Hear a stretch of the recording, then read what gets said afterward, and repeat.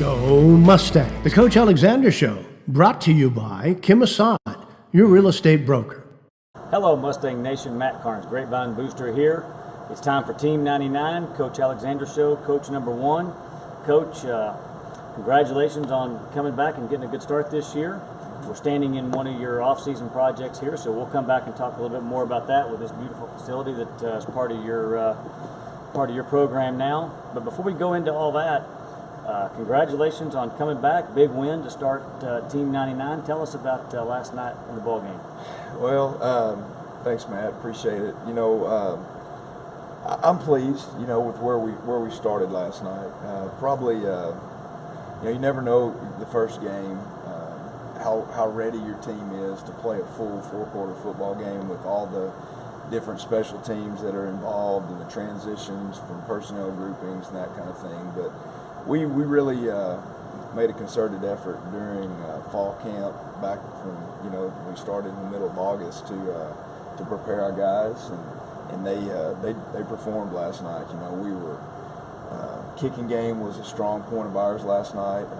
Breaking in a couple new kickers. We were 100% on our PATs and field goals. Our kickoff team managed to pin Azle inside the 25. I think 7 out of the 8 kickoffs we had, which was a positive. The return game needs some work, and that's always the one that you probably is the slowest to come along. But our kickoff return needs a little bit more work. But other than that, it was a clean game. We didn't have a lot of penalties. Defense played well enough to keep us, keep our lead substantial once we got it, and offense, I think got better as the game went on. Well, you jumped out to a quick 17-0 lead, 17-7 at the halftime. You jumped out quick. Things kind of mellowed out there for a little while, and you got a big stop early in the third quarter that was followed up by a Jack Ertz touchdown that put you up 24-7, and it really seemed like everything was in cruise control from that point. Yeah, I think that was probably the turning point in the game, or maybe the final nail. It was like you said, the whole third quarter it was just kind of stagnant. We were playing okay defense. Azle was getting off the field on third down, and we were punting a lot, and which is my least favorite thing to do, by the way, is punt. Then finally, we broke through. Cade completed a couple passes. We got the ball moving, and then found Jack in the corner of the end zone. So yeah, it was that was probably the turning point, I'd say. Probably one of the biggest question marks coming into the season, if not within the team, but for sure out in the media and public eye, was what are you going to do to replace 4-year starter Alan Bowman, who's obviously now out at Texas Tech fighting for a starting job. You bring Cade Rhodes in, and he had a good night. Yeah, he did. And one thing we just talked to Cade about is you got to be Cade. You're not Alan Bowman. Don't want you to be. Don't need you to be. We just need you to run our offense. This offense is different than the offenses that Alan commanded, and so we just need Cade to be Cade. And I think every snap he takes, he's going to get more comfortable in the skin. Every snap he takes, he's gaining experience, and keep telling everybody by the time we get to district play, it's gonna be great, and our kids are gonna be playing at a high level.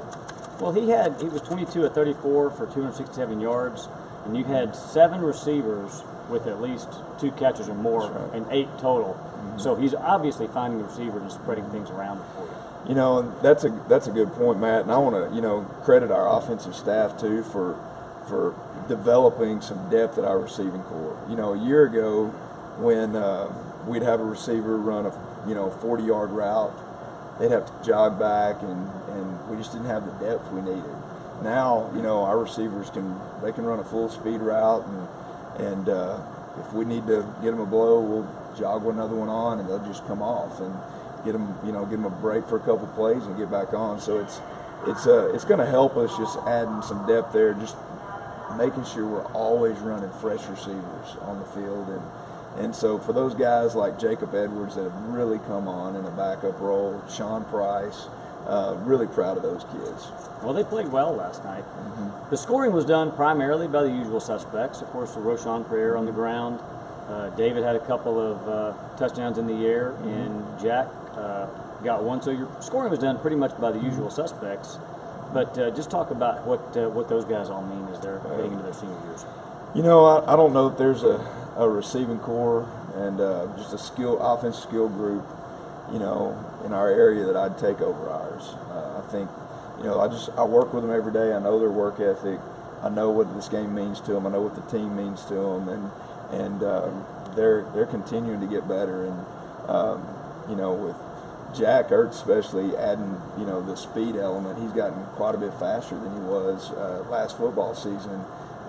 That's a threat now. You know, you get a big body like him that can line up at tight end and then stretch you and beat you vertically. It's going to cause people some issues, and I think we've just kind of scratched the surface on our 11 personnel tight end packages, you know, that we can be utilizing. So I'm excited. Well, as a Texas high school football head coach, you've got quite a schedule on any given season. Mm-hmm. And this year in the off season, you got to deal with a couple of other little projects, one of which we're standing in, the other of which is the new stadium. Just talk about the new stadium and the MAC and how you have to work through that as a head coach trying to run a football team and a couple of construction projects. Well, you know, like anything else in life, nothing usually goes as planned, and so these construction projects have been a little bit slower than what we'd, you know, previously hoped for.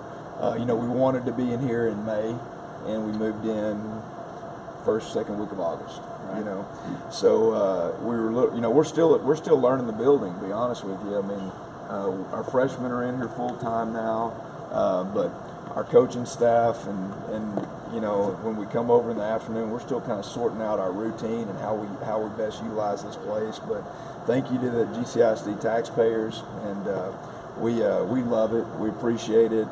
It's going to get well used. It's beautiful, you know. And then on the stadium piece, I mean, you know, that's been a little bit trying overall. Just we'd gotten, you know, kind of locked out of it at times.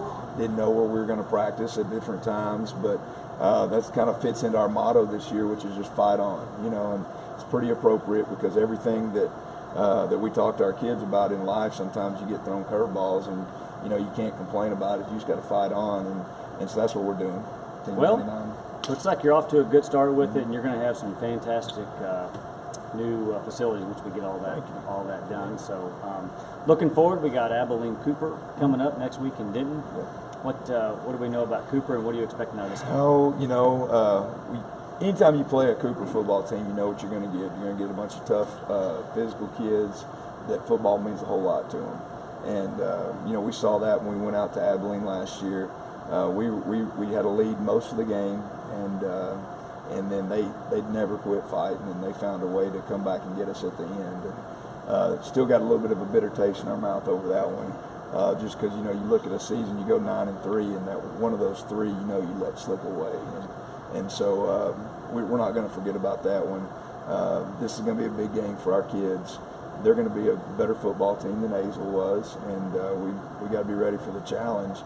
We don't know a lot about them specifically. Hadn't watched much video on them yet. They'll play tonight, and then we'll get the video on in the morning and start working toward a plan. Sounds good. Well, we'll look forward to seeing you there. In the meantime, let's take a look around this MAC and where you and your coaching staff is going to be working with the kids. We'll show you what your kids have to look forward to working out in here. So let's go take a look and see what we have over there. Let's go. All right, so here we are going through the MAC. Coach, tell us what are we having here? Well, so this was the girls' locker room wing. You have softball and soccer over there, and then down below us here is our new state-of-the-art weight room. Just best weight room I've ever had the opportunity to work with. You know, we have it's beautiful, and it's completely functional. The flooring is second to none. The equipment second to none. I mean, it's the right stuff. They're not completely finished installing yet. We're still missing a few plates here and there, and a few pieces over in the auxiliary portion underneath the home champion sign. But for the most part, we're pretty much done. And we've actually started working out in here in the afternoons with the football team Monday, Tuesday. Girls soccer's been in here, baseball, wrestling. every sport's, pretty much every outdoor sport's utilizing this room on a regular basis now. Very nice. And you got the training room right there for Coach Carlson and his group to do what they do.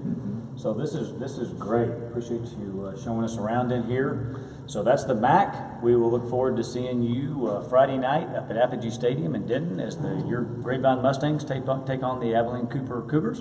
And we'll see you there. Go Mustang. The Coach Alexander Show, brought to you by Kim Assad, your real estate broker.